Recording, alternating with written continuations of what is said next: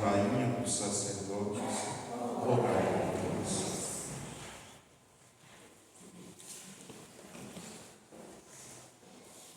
Filhos, filhas, parecia que foi ontem que o André fazia tantas recomendações de silêncio.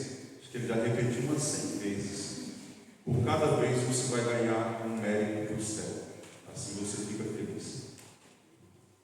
Porque o tempo do retiro é muito rápido. E se nós ouvimos, não é, os conselhos dele, certamente nós colhemos muitas graças e vivemos bem o nosso retiro. Nosso retiro está baseado nesta obra, pequeno livrinho, chamado Jesus, Nosso Amor Eucarístico.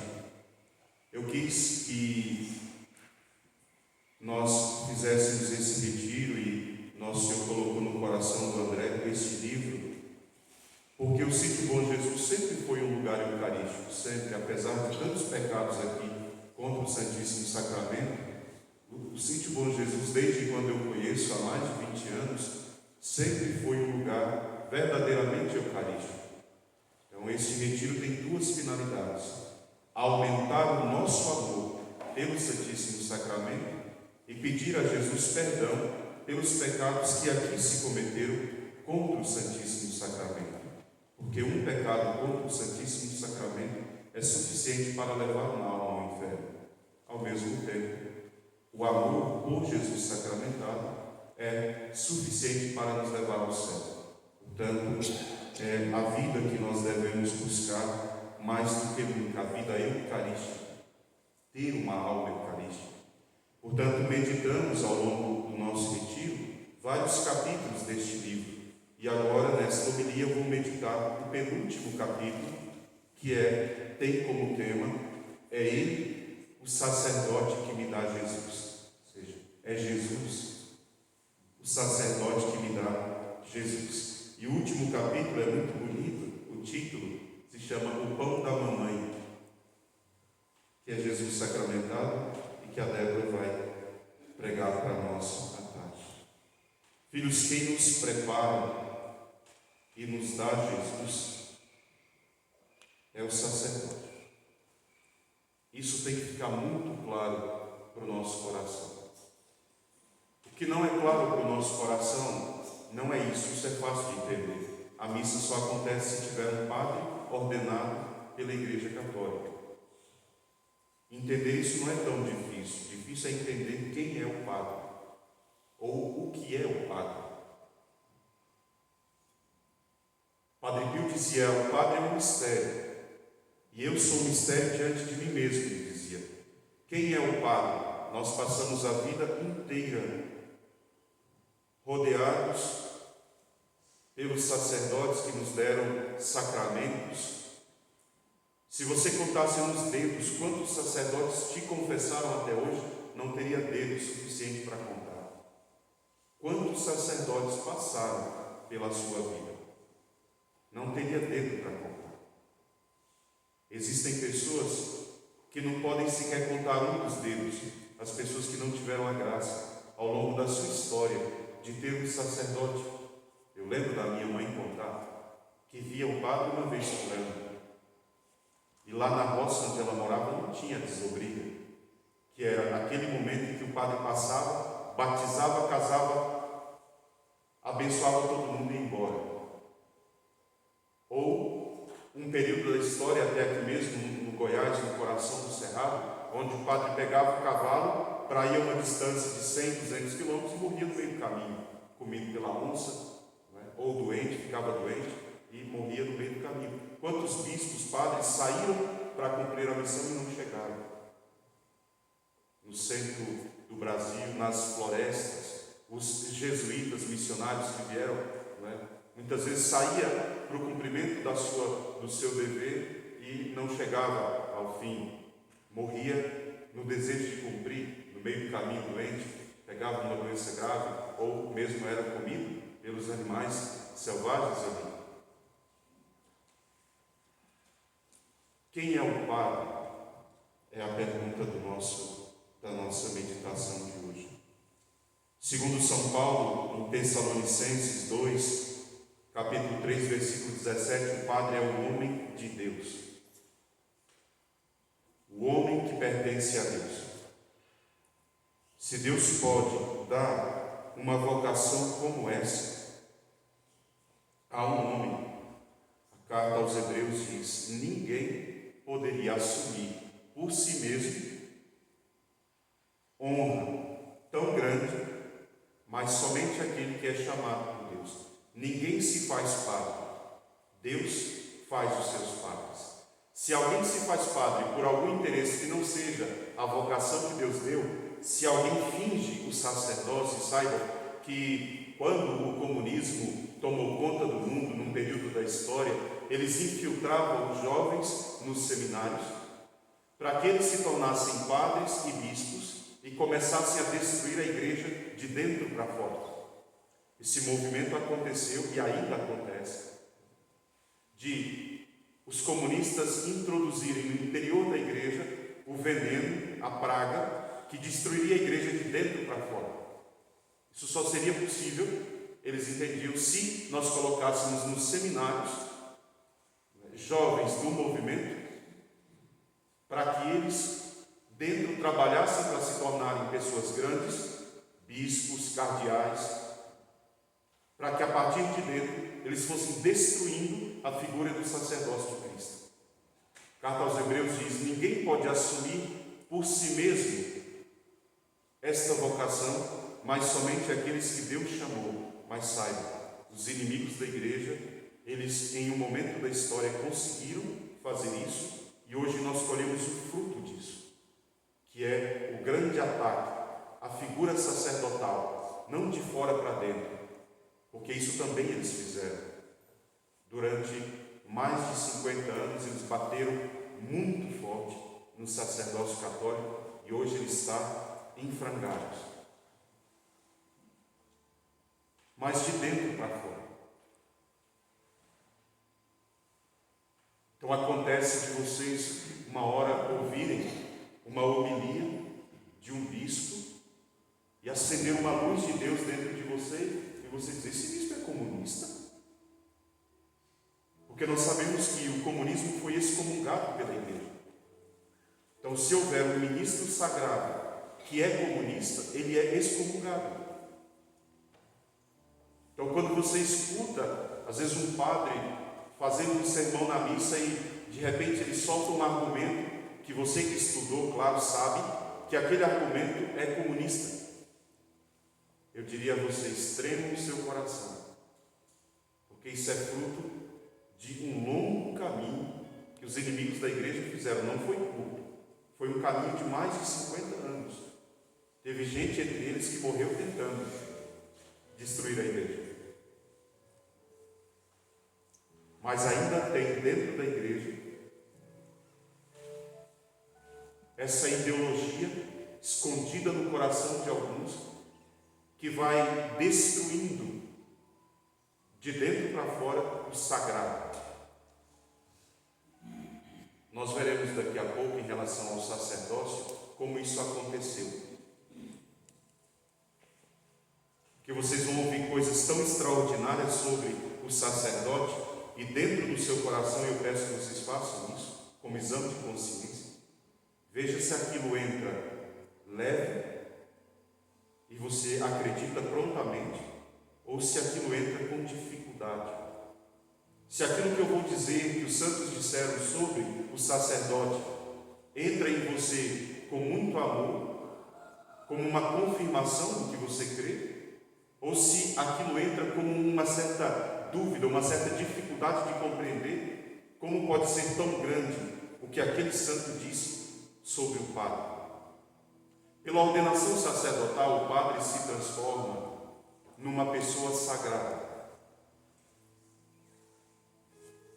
É um caráter, a igreja diz. Uma pessoa sagrada que prolonga na história as ações de Jesus.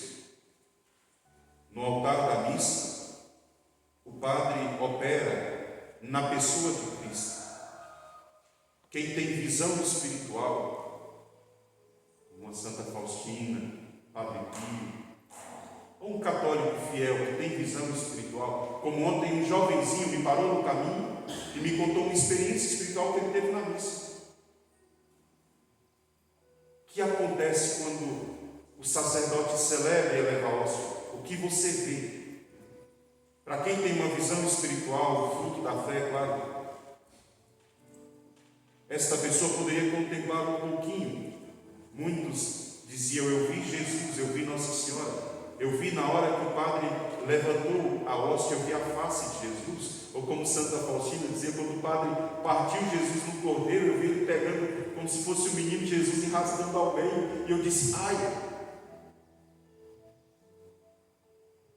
Ela viu acontecer o mistério.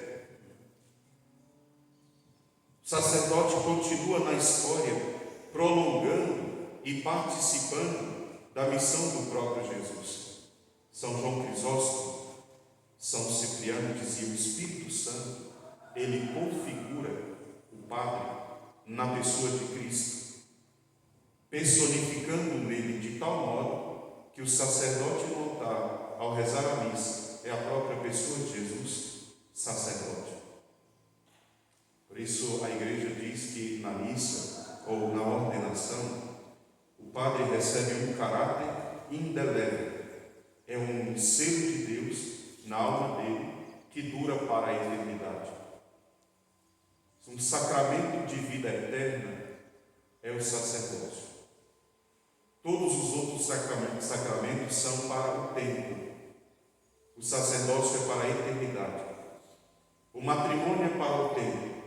Um homem e uma mulher se dão um ao outro como companheiros de toda a vida, para se auxiliarem mutuamente, diz a igreja, no caminho da santidade, para gerar os filhos de Deus e santificá-los.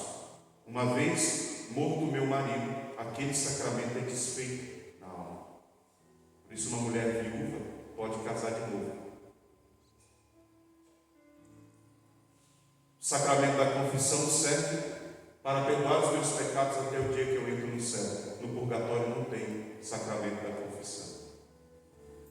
A comunhão eucarística, ela se prolonga no céu pelos seus frutos. Mas esta matéria que nós comungamos aqui, ela não existe no céu.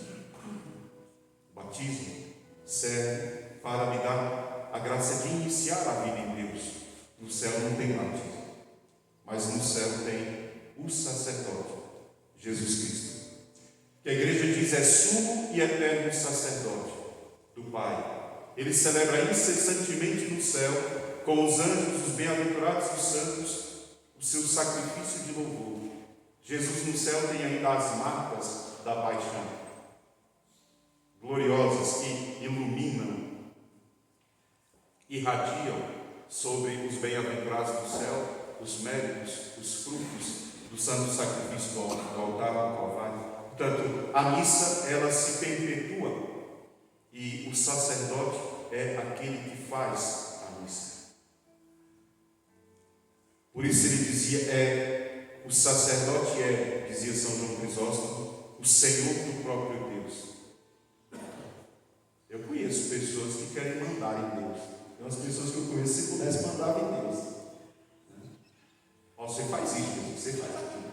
Aqui tem que fazer isso, vamos fazer isso aqui. Mas o único que pode mandar em Deus, e isso faz tremer o nosso coração de padre, é o Papa. Quando isso acontece? Quando o padre diz: na verdade, ó Pai, é justo e necessário.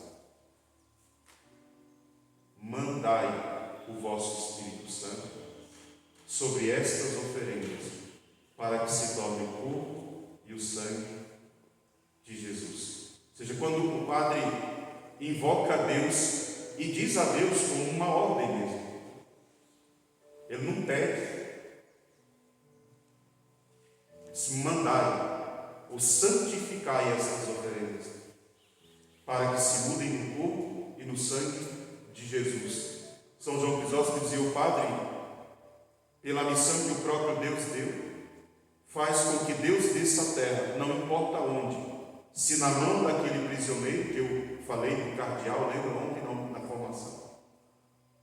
Um pouquinho de vinho e um pedacinho de pão, e as palavras da consagração forçam Deus do céu a descer nas mãos daquele bispo que estava preso e consagrar aquelas 3 gotas de vinho e um pedacinho de pão, para transformar aquele pedacinho de pão no corpo e aquele pouquinho de vinho no sangue de Jesus, para se tornar alimento para aquele bispo que estava preso.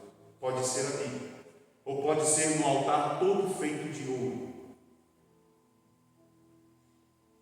Quem já visitou as igrejas lindas de Roma, da Europa, e ver aqueles altares esplendorosos, pode ser lá, ou pode ser aqui na palma da mão. A única coisa que é necessária para que isso aconteça é que exista um padre e que ele pronuncie as palavras mandadas por Jesus, como diz São Paulo. Portanto, na pessoa do próprio sacerdote atua Jesus. São Francisco, por causa disso, dizia: eu não quero ver outra coisa neste mundo a não ser as mãos do sacerdote, que trazem todos os dias sobre os altares o corpo do Filho de Deus. E mesmo que eles me perseguissem, São Francisco diz, eu quereria beijar as suas mãos. São Boaventura, que é um filho de São Francisco, doutor da igreja, dizia: as mãos do sacerdote são como o ventre da Virgem Maria, porque geram Jesus. Então a grande devoção de São Francisco era pelas mãos do sacerdote. Então, quando o sacerdote passava pelo caminho, São Francisco se ajoelhava, beijava as mãos e beijava os pés do sacerdote. E São Francisco foi perseguido por sacerdotes, mas foi profundamente venerado pelos sacerdotes, porque ele dizia: não existe outra coisa neste mundo que nos trouxesse o corpo do Filho de Deus. Então eu só quero ver isso.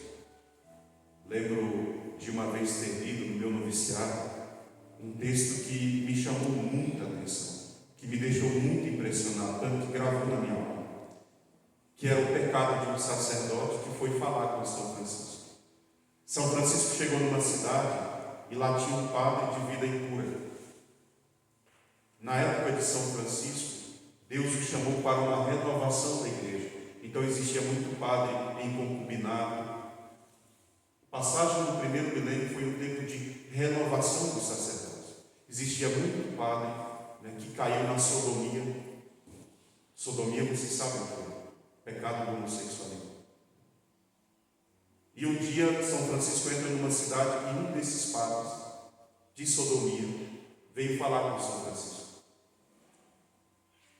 Pedir a São Francisco que rezasse por ele. São Francisco, com muita devoção, acolheu aquele padre e prometeu para ele que ia rezar. Mas disse para ele uma coisa muito forte.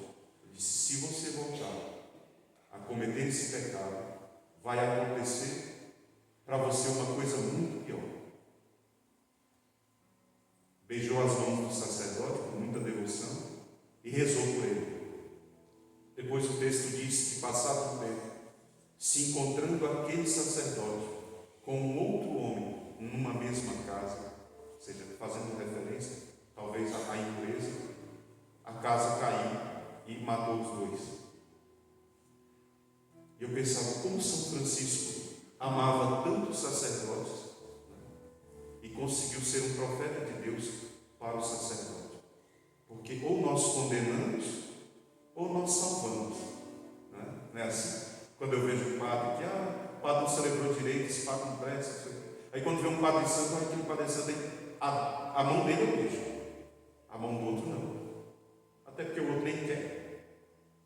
Tinha um santo que não admitia que o padre não permitisse que ele beijava a mão. Então ele pegava a mão, puxava e beijava.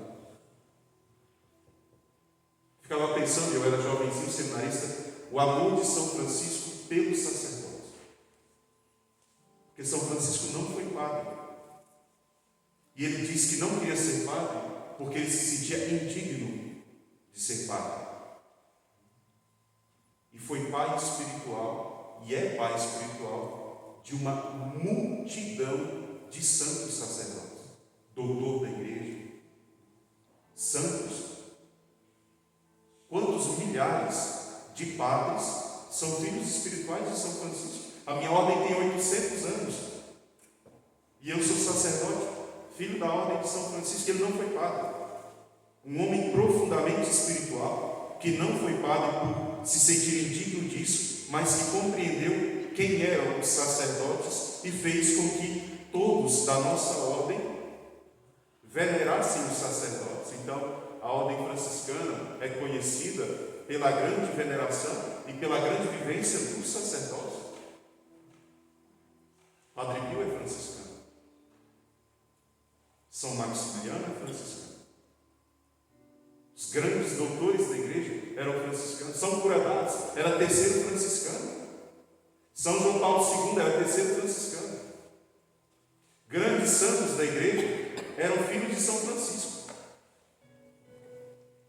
que amou tanto os sacerdotes, apesar de não ser sacerdote. São João Bosco, que também era terceiro franciscano, dava uma recomendação aos filhos espirituais dele, dizia: eu vos recomendo, caros jovens, o grande respeito para com os sacerdotes, descobrir a cabeça quando eles passarem sinal de reverência, quando falardes com eles, ou quando passares por eles no caminho, e beijai-lhes obsequiosamente as mãos, porque não sei se vocês sabem que quando uma pessoa pede a bênção do sacerdote e beija a mão e o padre traça sobre ele o sinal da cruz, ele ganha indulgência. Não é o padre que ganha dignidade quando se beija a mão dele, é você que ganha indulgência quando se beija a mão do padre. Às vezes um padre diz assim: não beija a minha mão porque eu sou uma pessoa igual a você. Saiba, ele é fruto daqueles comunistas que eu disse a vocês no início da mesa. Qual é a função da introdução dos inimigos da igreja no interior do clero católico? Era matar a sacralidade dos sacerdotes, destruir a missa. Já ouviram uma expressão, espero que nunca mais exista, de um padre que diz assim: a missa ela não é um sacrifício, ela é uma partilha do pão entre os irmãos. Já ouviu isso? Olha a jovenzinha balançando a cabeça dizendo que sim. Não humilia, né? A missa é a partilha do pão entre nós. Não precisa ajoelhar, não é adoração. A missa é um momento fraterno, é a assembleia. Todos são sacerdotes, todos celebram. Você ouve aquilo e diz: mas não é o padre que celebra a missa? Não é ele que oferece o sacrifício? Será que eu, que sou leigo, também podia botar a mão e fazer Jesus descer sobre aquela hóstia? Será que precisa do padre? E muitas comunidades assim, da teologia da libertação, dizem: não, o padre passa aqui e deixa a hóstia, a gente celebra. Eu sou do interior do estado do Tocantins, onde a teologia da libertação, que é filha do comunismo, entrou e devastou a igreja. Devastou. Lembro até hoje, na minha cidade, eu nunca tive a graça que vocês tiveram de um padre me escutar na confissão ou de fazer uma adoração eucarística até os 16 anos de idade. Eu nunca tinha feito uma confissão no pé do ouvido do padre. E eu sempre fui da igreja. Sabe por quê? Porque o padre dizia: não precisa confessar. Senta todo mundo, pensa no seu pecado e dava a absolvição geral. Isso é proibido pela igreja, mas ele dizia que era assim. Nunca tinha visto incenso na minha vida. Casula até os meus 16 anos e fui da igreja desde quando eu era criança.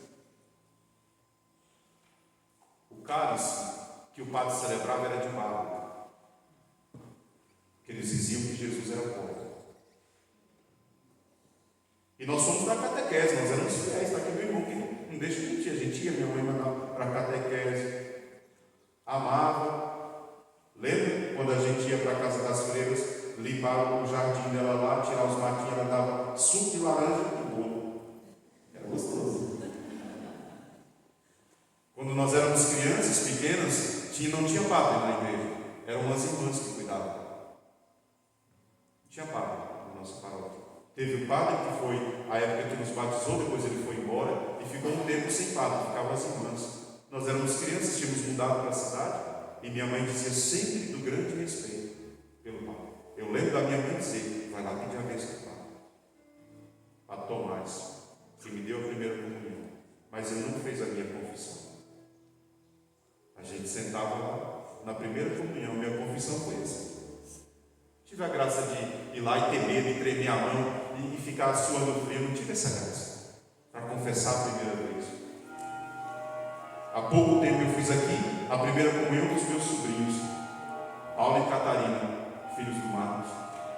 E os dois vieram confessar pela primeira vez comigo.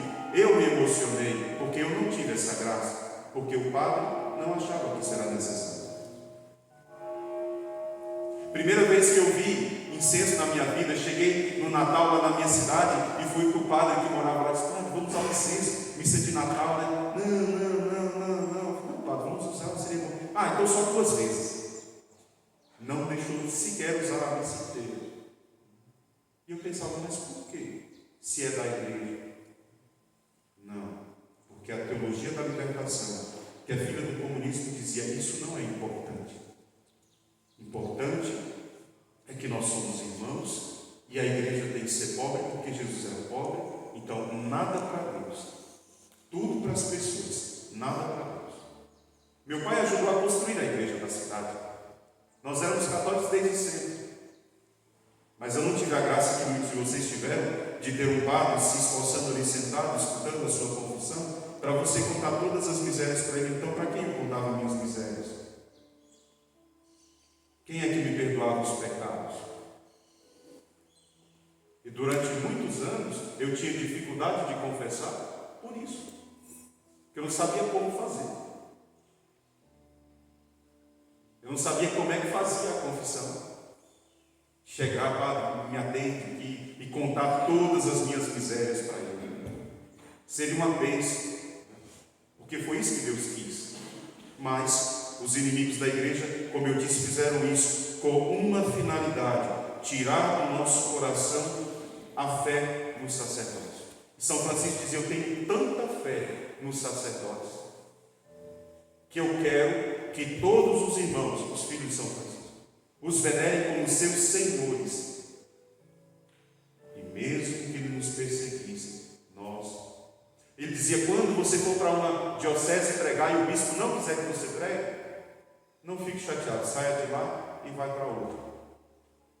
Mas não era para falar mal ou para destruir aquele bispo ou aquele outro sacerdote. Portanto, São João Bosco dizia, continuo: tomai cuidado para não desprezá-los com fatos ou por palavras. Quem não respeita os ministros sagrados deve temer um castigo do Senhor, um grande castigo do Senhor.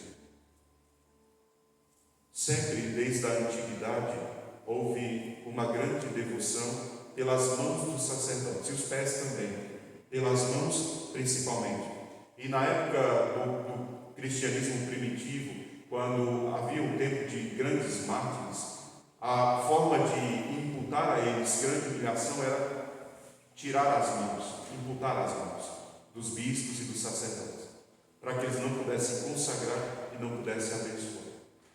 Então, quando isso acontecia, os leigos, cristãos, quando isso acontecia, eles recolhiam essas mãos, que foram cortadas, amputadas dos padres, dos bispos, e guardavam essas mãos para veneração como relíquia. Que diziam: das mãos dos sacerdotes que foram ungidas com óleo, Deus dá muitas graças. Um dia São João Crisóstomo celebrava a missa, e Santo Ambrósio celebrava a missa, e uma mulher doente, enferma, tinha muita fé de que se ele tocasse nela, se ela beijasse as mãos dele, ela ficaria curada. Lembrem sempre, os milagres acontecem pela fé, não acontece por outro motivo, e é pela fé sua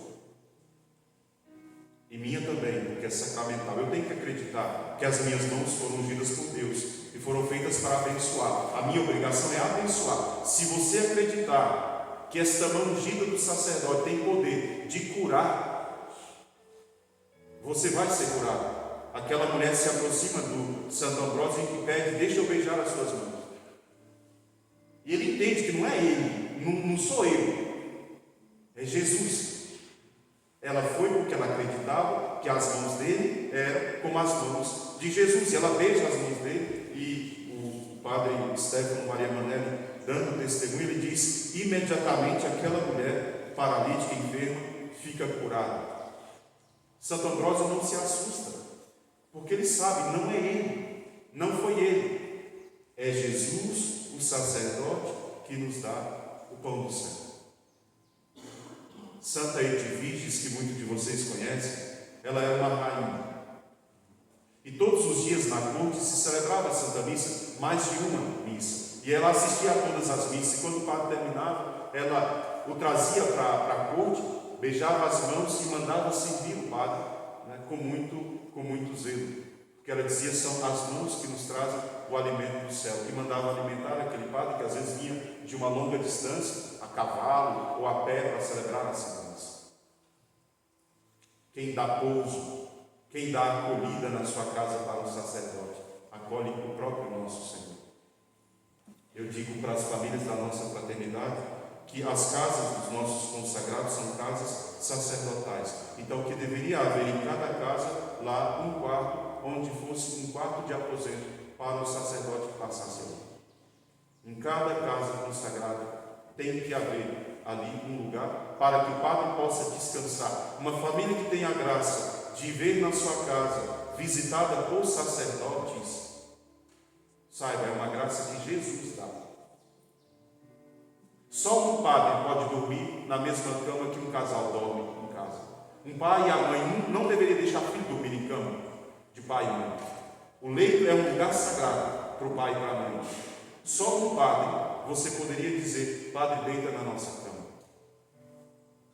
Nem outra pessoa ou outros visitantes, nem nada disso. Aquele lugar, como é sagrado para a família, era o único lugar em que o padre poderia dormir se não existisse um quarto para ele em casa. Exatamente por causa da visita que nosso Senhor nos faz, e a Santa Edviges, que era a rainha, entendia isso. Por isso a grande deferência que ela tinha para com o sacerdote. São João Maria Vianney dizia: cada vez que vocês veem um padre passando pelo caminho, pensar em Jesus. Eu fiz um voto a Nosso Senhor de usar o meu hábito, né? Que eu não sou obrigado a usar, a igreja não obriga mais o uso do hábito. Deveria, mas não obriga mais. Então, muitas vezes o padre passa por você e você nem sabe que ele é padre. Até se surpreende, muitas vezes. Ele é padre, se assusta. Lembro uma vez, estava no aeroporto, fazendo uma viagem até para uma missão. E era fora do país, e na hora que eu estava lá esperando o avião, um homem se aproximou de mim e disse: o senhor atende a minha confissão? Eu disse: atendo, vamos procurar um lugar. Fomos para um cantinho e ele começou a confissão. Quando ele começou a confissão, eu entendi que ele era padre. Eu disse: o senhor é padre? Sim, eu sou padre. Que eu vou fazer uma viagem e queria me confessar antes de ir. Disse: muito bem, eu atendi. Porque eu não sabia. Ele não estava identificado como padre. Então, às vezes o padre passa por você e você não sabe que ele é padre. Se você soubesse, você até manifestaria devoção. E ele, ao mesmo tempo, poderia te abençoar ou manifestar, não é, devoção, manifestar a fé. Porque um padre que passa, como dizia São João Maria Vianney, é um sinal de Deus. Às vezes eu estou na agitação do dia ali, trabalhando, fazendo as coisas, de repente passa um padre e eu sou católico, imediatamente eu penso em Deus. Então eu poderia ter passado um dia pensando nas coisas do mundo, mas naquele minuto, naquele segundo, às vezes até um pouco, estende um pouco mais, alguns minutos, e você chega em casa à noite: hoje eu vi um padre de hábito na rua fazendo não sei o que, achei tão interessante, mas eu sou católico. Então quando eu vi o padre, eu pensei em Deus. Quando eu não sou católico, eu tenho a possibilidade, né, de pensar em Deus. Como? Uma vez na rodoviária de Brasília, esperando o ônibus, um adolescente, tinha 16 anos, se aproximou de mim e falou assim: você é o que mesmo com essa roupa? Não, porque eu achei muito interessante. Acho que ele gostava dessas coisas, desses desenhos ou filmes, né, de roupas, não sei o quê. Eu disse: eu sou um padre católico. O que é isso? E eu me assustei, porque na nossa cabeça, todo mundo sabe o que é a igreja católica, todo mundo conhece Jesus, todo mundo sabe o que é padre. Isso é mentira, tá? Isso é mentira, o mundo já é neopagão. Então não é verdade que todo adolescente sabe o que é um padre. Tem muitos adolescentes que nunca entraram numa igreja. Eu perguntei para ele: mas você não sabe que é um padre? Não, nunca vi. Você nunca foi numa missa? Ele: não. Você é batizado? Não. Seus pais são católicos? Não, os meus pais não têm religião. Eu pensei: meu Deus, no centro de Brasília, um menino que nunca entrou numa igreja. Se tem uma igreja em cada quadra. Mas é verdade, isso é possível. No neopaganismo, isso é possível. Tem pessoas que têm 20 anos que nunca conversou com o padre. E você fala: mas não é possível que eu não tenha assistido uma notícia, ou na TV, ou no Instagram, visto uma foto. Sim, mas isso é o quê? Isso significa o quê? Não significa nada para ele. Ver uma roupa, ou ver e falar: o Vaticano. Vaticano, o que é Vaticano? Isso é tão verdade que, quando eu fiquei um tempo na Bélgica, eu fazia um curso de língua francesa, e aí eu estava indo para a escola, e eu ia sempre de hábito, ia caminhando para conhecer a cidade, sentir um pouco, perceber as coisas. E uma hora eu estava parado no semáforo lá, com a minha mochilinha nas costas, de hábito, esperando para passar para o lado da escola. Alguém tirou uma foto minha por trás e colocou essa foto no Instagram. Quando eu cheguei na escola, uma colega de classe disse: Paulo, olha aqui, você na foto. E eu olhei na legenda. Estava escrito assim: uma nova moda? Por que não? Alguém que tirou uma foto minha por trás, viu aquela cena esdrúxula. Se vocês não fossem católicos, fossem pagãos, me ver andando por aí com essa roupa medieval, porque o hábito franciscano é medieval, do século XII. Não é estranho? Parece até um desenho animado, né? Ou um filme. Nossa, que massa essa sua roupa aí. Uma vez um menino disse para mim: é muito massa. Não sei explicar, porque é uma roupa que eu uso, que a igreja me deu, e é um hábito religioso que só entende quem é católico. E nem católico às vezes entende. Uma vez um católico perguntou: o senhor é padre? Eu falei: sou. E por que o senhor usa essa roupa? Primeiro que os padres diocesanos às vezes não usam batismo, então ele não sabe exatamente que roupa é, ou de cada instituição religiosa. Por que as freiras usam uma roupa vermelha com o manto azul, ou o escapulário azul e o manto azul sobre a cabeça, né? Porque tem outra freira que usa de outra cor. Qual a diferença? Então ele dizia não saber o que era. São João Maria Vianney dizia: quando eles passarem pelo caminho, saibam, vocês estão vendo Jesus passar. E aí é onde vem aquela frase de São Curadás, muito bonita, que ele diz: mas também só acredita quem tem fé. Quando ele dizia: se eu me encontrasse com um sacerdote e um anjo, eu saudaria primeiro o sacerdote e depois o anjo. Por quê? Alguém perguntaria: se o anjo é mais puro e mais santo do que um padre? Dizer simplesmente porque o sacerdote é o único que faz com que a paixão de Jesus se torne alguma coisa para nós. Porque ele diz: sem o sacerdote, a morte de Jesus na cruz não valeria de nada. Então, que ele tem as chaves dos tesouros celestes, ele dizia. Então, agora entra a parte mais difícil. Você diz: Frei, então, porque nós só vemos as misérias dos padres? Por que nós vemos tantos escândalos? Porque eu só vejo notícia de sofrimento, ou escândalo, ou até, terrivelmente, uma notícia de que um padre tenha tirado a sua própria vida. Se ele é tudo isso, como que pode chegar a um desastre tão grande de um padre tirar a própria vida? Se ele é algo tão grande, tão digno diante de Deus, por que esse padre trocou o sacerdócio dele por dinheiro? Ou porque o padre trocou o sacerdócio por uma nova profissão, porque ele não era feliz? Se o sacerdócio é algo tão profundo, que os santos dizem, tão bonito em Deus, e tão forte, e tão agraciado, por que tantos escândalos nós vemos na televisão? Porque lá na minha paróquia o padre, se ele é tudo isso, se ele tem tanta dignidade, não aceita que beija a mão, não celebra a missa direito, não é tudo às pressas. Se eu peço para confessar, ele diz, não precisa. Ou então, rápido, termina logo. Levanta, não precisa ajoelhar.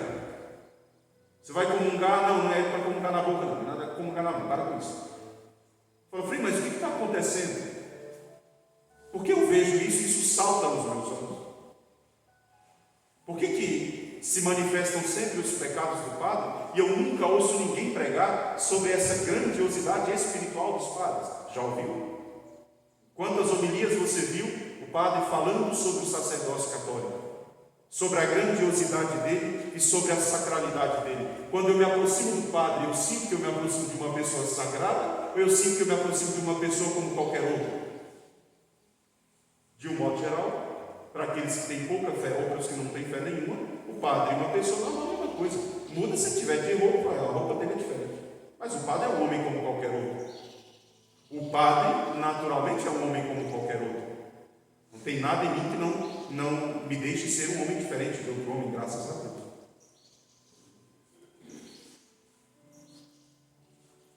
Mas então, quando eu me aproximo dele, eu consigo perceber alguma coisa diferente dele? Se eu só tenho recebido das misérias dos padres, e cada vez mais, porque se a família está desestruturada, o seminarista não nasce do pé de uma árvore, ele nasce de uma família, e é formado por uma família. Se ele não teve bom pai, se ele não teve boa mãe, por que ele vai ser um bom padre? Deus vai mudar a cabeça dele, simplesmente. Deus vai fazer por ele o que o pai e a mãe não fez. Se um jovem tinha um pai desonesto e corrupto, é bem possível que ele se torne um padre desonesto. Se a mãe era uma mulher vaidosa, impura, lasciva, é bem possível que aquele padre sofra muitas tentações da carne. Só é puro quem nasce puro. A árvore boa dá bom fruto, a árvore má dá mau fruto. Nossa, eu disse ontem, não se tira frutos bons de árvores ruins. Se a sua família é desestruturada e o seu irmão virou padre, bem possivelmente ele vai padecer muito para dar conta de ser padre. Nós temos testemunho aqui. Um padre que eu conheci aqui no Sítio Bom Jesus, que celebrou a missa aqui tantas vezes, era um padre muito ungido da renovação. Só que a mãe dele era protestante e nunca admitiu o sacerdócio dele. Nunca admitiu. Depois de 16 anos de padre, depois de sofrer tanto pelas humilhações da mãe, por não ser acolhido pela mãe, ele abandonou o sacerdócio católico, se batizou nas águas protestantes e casou com uma mulher protestante. Depois de 16 anos de padre. Uma família que não presta não gera padres bons. Antes de ver as misérias dos padres, reconheçam que essas misérias estão nas famílias. Mas isso não alivia as misérias dos padres. Por quê? Porque eles já são padres. E o contra-testemunho dele arrasta também uma multidão. E eu digo por quê que vocês veem só as misérias. Frei, lá na minha paróquia teve escândalo de 3 padres. Que tristeza, Que dor para quem tem pouca fé, porque perde. Para quem tem muita fé, é muito sofrimento, muita reparação, muitas lágrimas, muita oração. Mas para quem tem pouca fé, é a perda da fé. E para quem não tem fé nenhuma, é motivo para criticar a igreja. E eu digo por que o demônio faz isso? Por que as nossas misérias pulam mais nos olhos do que as nossas virtudes ou o sagrado de Deus? Porque o que o demônio deseja, humilhando os sacerdotes pelas misérias dele, é simplesmente combater e roubar a sua fé. Fazer perder a fé no sacerdócio católico. Já ouvi de uma pessoa católica: por que eu vou me confessar com o padre se ele é homem igual ao outro homem? Só que essa doutrina aí é protestante, não é católica. Um católico, quando se aproxima do padre para se confessar ali, ele está preocupado quem é o padre? O católico que vai ali, se ajoelha e diz: Padre, me absolva porque eu pequei, e conta os pecados, ele por acaso tem coragem de contar esses pecados para outra pessoa? E ele por acaso acha que esse padre vai contar o segredo dele para alguém? Quando você se aproxima do sacerdote para confessar, você entende que tudo que falar ali vai morrer ali, no coração de Jesus, e mais, ninguém vai saber das suas misérias. Depois, quando ele te dá a absolvição, ele fala algumas palavras e diz: e eu te absolvo dos teus pecados. O padre não fala: Jesus te absolve dos seus pecados. e eu te absolvo dos seus pecados. E você acredita que o padre tem o poder de aliviar a sua consciência dos seus pecados? Só é possível isso se você tiver fé católica. Porque pode acontecer que entre católicos tem pessoas que não confessam porque não creem no sacramento e já não são mais católicos. Falei, passei 2 anos sem confessar porque quando vou confessar eu não acho que o padre seja Jesus. Eu acho que a gente pode confessar direto para Deus. Não se acredita mais no sacerdócio. Explico e vou dar um exemplo muito doloroso que aconteceu comigo. Quando o demônio mostra para você as misérias dos padres, é para roubar a sua fé no sacerdócio, para que você se torne um pagão. E eu vou dar um exemplo do paganismo de ex-católicos na Bélgica. A Bélgica foi um país extremamente católico. São Francisco, quando fundou a ordem, um dos primeiros conventos da ordem, nos primeiríssimos séculos da ordem, foi na Bélgica. Hoje a Bélgica é pagã, na sua maioria. Lá está o Parlamento Europeu, da União Europeia, lá está o lugar onde muitas coisas do mundo europeu se decidem. É um país que tem representação de mais de 40 nações diferentes. Os muçulmanos já tomaram de conta de grande parte de bairros na Bélgica. A igreja paroquial, a matriz de Bruxelas, que é a capital da Bélgica, onde eu estava, é linda, de São Miguel Arcanjo. Numa altura está uma grande estátua de São Miguel. Para um católico, olhar para aquilo é alimentar a sua devoção. É lindo. A igreja é linda, mas é suja e mal cuidada. Porque não tem ninguém que vai para a missa. E na capital, Bruxelas, existe uma praça chamada a Grande Praça, que é um lugar de turismo muito forte, um lugar muito bonito, né? Era tudo católico. Eles fizeram uma reforma e tiraram todos os símbolos católicos da praça, a Grande Praça mesmo, um calçadão bonito. E é um lugar onde existem manifestações, onde eles fazem festa, é um lugar de muita movimentação de pessoas. E quando eu cheguei ali, para que os freis subsistissem naquele lugar, porque a ordem acabou lá, não tinha mais vocações, o ministro-geral da minha ordem disse, fiquem aí pelo menos 3, arrume alguém para ficar. Aí juntou um australiano, um francês e um belga, para ficar num convento, para não deixar morrer a nossa ordem, que ali tinha mais de 700 anos. Tem vocação, jovens não vão à igreja. E aí, esse frei, que é o superior da casa, o guardião, instituiu ali uma vida de oração. Então eles usam o hábito a todo momento, fazem adoração diária, texto diário, missa diária, vivem pelos pobres, visitam os pobres pela madrugada, dão comida para os pobres lá, para os muçulmanos pobres. É um convento pobre, não tem empregado, não tem ninguém, eles comem o que chegar, para tentar dar testemunho e manter viva ainda uma pequenina comunidade, uma centelha. E quando eu cheguei, eles vamos visitar a Grande Praça, me mostrar a cidade, fomos na igreja matriz, me mostrou e foi me mostrar essa praça, para dizer onde estava a ruína do primeiro convento franciscano que fica atrás dessa praça. Quem for lá um dia, Deus dê a graça, chegar a olhar, não existe mais construção nenhuma, eles colocaram um vidro grande e tem as ruínas embaixo. Ele queria me mostrar ali, só que a gente teria que atravessar a praça para chegar lá. E ela estava assim, gente, assim. Manifestação ou festa que era. Uma multidão de jovens bebendo e fazendo farra e soltando coisas e não sei o que, fantasiados. E pensam os 2 palhaços de hábito, o frei mais velho e eu, entrando naquela praça para atravessá-la de fora a fora, no meio de pagãos, para chegar nessa ruína. Ele que mora ali e que conhece a realidade,